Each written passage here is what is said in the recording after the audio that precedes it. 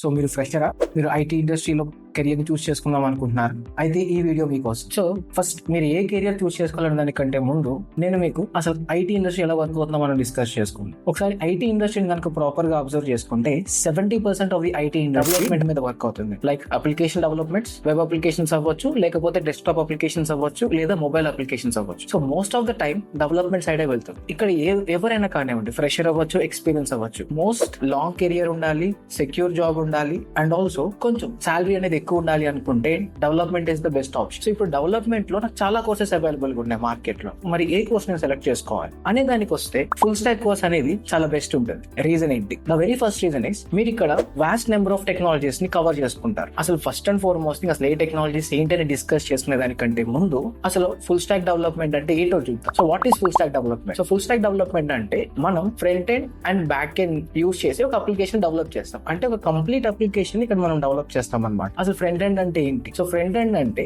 మనకి కనిపించే ఇంటర్ఫేస్, దాన్ని మనం యూజర్ ఇంటర్ఫేస్ అని కూడా అంటాం. సో ఇక్కడ ఏం ఫ్రంట్ ఎండ్ డెవలపర్ అనే వాళ్ళు ఉంటారు. వాళ్ళు ఏం చేస్తారంటే ఈ యూజర్ ఇంటర్ఫేసెస్ ని డిజైన్ చేస్తారు. అట్ ద సేమ్ టైం మరి బ్యాక్ ఎండ్ అంటే ఏంటి? సో బ్యాక్ ఎండ్ అంటే ఏంటంటే మనకి ఫ్రంట్ ఎండ్ లో ఒక ఇన్ఫర్మేషన్ కనిపిస్తుంది, అవునా? ఆ ఇన్ఫర్మేషన్ ఎక్కడి నుంచి వస్తుంది? ఎక్కడో ఒక చోట ఈ పర్టికులర్ డేటా అనేది స్టోర్ చేసి ఉంచుతారు. ఆ స్టోర్ చేసిన డేటా అనేది నాకు ఫ్రంట్ ఎండ్ లో కనిపిస్తుంది. సో ఈ ఎంటైర్ ప్రాసెస్ అంటే స్టోర్ అయి ఉన్న డేటాని నాకు ఫ్రంట్ ఎండ్ లో చూపించడానికి ఒక లాజిక్ ఉంటుంది. ఆ లాజిక్ నే మనం ఏమంటామంటే బ్యాక్ ఎండ్ అంటాం. సో ఈ రెండింటిని కంబైన్ చేసి మీరు ఒక అప్లికేషన్ డెవలప్ చేయగలిగితే then you are a full stack developer. Okay fine, బాగానే ఉంది. అసలు ఈ ఫుల్ స్టాక్ డెవలప్మెంట్ లో నేను ఏమేమి టెక్నాలజీస్ యూజ్ చేయాలి? So technologies which we need to use in full stack development. So front end technologies వచ్చేసరికి HTML, CSS and Java script అనేవి మనం యూజ్ చేసుకుంటాం. మరి బ్యాక్ ఎండ్ లో జావా అండ్ స్ప్రింగ్ బోట్. అసలు ఇవన్నీ ఏంటి? ఇవన్నీ ఏంటంటే HTML మనకి ఒక స్ట్రక్చర్ అనేది కావాలి. లైక్ ఏదైనా కానివ్వండి, మనం కన్స్ట్రక్ట్ చేస్తున్నాం అనుకోండి, ఒక హౌస్ ని బిల్డ్ చేస్తున్నాం. ఈ హౌస్ ని బిల్డ్ చేస్తున్నప్పుడు నాకు ఒక స్ట్రక్చర్ ఉండాలి. So like basements and pillars. So HTML కూడా నాకు ఇంటర్ఫేస్ అనేది ఒక ప్రాపర్ స్ట్రక్చర్ కావాలి అనుకుంటే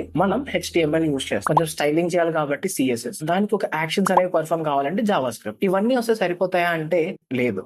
సో మార్కెట్ లో బెస్ట్ థింగ్ ఏంటంటే రియాక్ట్ JS అనే ఒక లైబ్రరీ ఉంటుంది, లేదంటే AngularJS అనే లైబ్రరీస్ ఉంటాయి. ఈ లైబ్రరీస్ లో ఏదైనా ఒక లైబ్రరీ నేర్చుకున్నారు అనుకోండి, then you are good to go. ఒక ఫ్రంట్ ఎండ్ డెవలపర్ కింద మీరు సెట్ అయిపోయినట్టే. అదే కనుక మీరు జావా అండ్ స్ప్రింగ్ బోట్ నేర్చుకున్నారు, then you are good as a back end developer. ఈ రెండు కనుక మీరు నేర్చుకున్నారు అనుకుంటే then you are full stack developer. మీకు ఇలాంటి కెరియర్ గైడెన్స్ గురించి ఇంకా డీటెయిల్స్ కావాలనుకున్నా, లేకపోతే ఇంకేమైనా కోర్స్ డీటెయిల్స్ కావాలి అనుకున్నా, మీకు ఇక్కడ నెంబర్ ఇస్తున్నాం, ఆ నెంబర్ కాల్ చేయండి. అండ్ ఆల్సో కింద ఒక ఫామ్ ఉంటుంది, ఆ ఫామ్ డీటెయిల్స్ ని ఫిల్ చేయండి. మరిన్ని వీడియోస్ కోసం సబ్స్క్రైబ్ చేసుకోండి బ్రోలీ అకాడమీ.